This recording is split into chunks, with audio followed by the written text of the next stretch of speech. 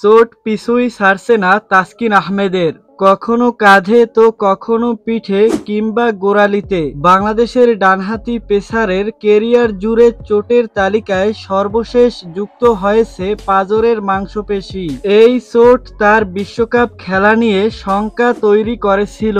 সেই শঙ্কা যে উবে গেছে সেটা এখনই জোর দিয়ে বলার উপায় নেই। তাসকিনের চোটের যে ধরন তা থেকে সেরে উঠতে অন্তত ৩ থেকে ৪ সপ্তাহ সময় লাগবে বলে জানা গেছে। তবুও তাকে বিশ্বকাপ দলে রেখেছে নির্বাচকরা। সঙ্গে সহ অধিনায়কের নতুন দায়িত্ব দেওয়া হয়েছে।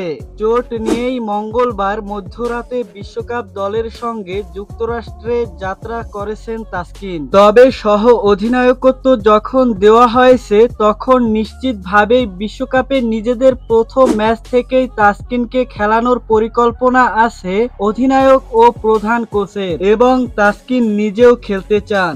তো দর্শক, ভিডিওটি সম্পর্কে আপনার মূল্যবান মতামত কমেন্টে লিখে জানাবেন। আর ক্রিকেট রিলেটেড যে কোনো আপডেট পেতে চ্যানেলটি সাবস্ক্রাইব করে পাশের বেল বাটনটি অন করে দিবেন।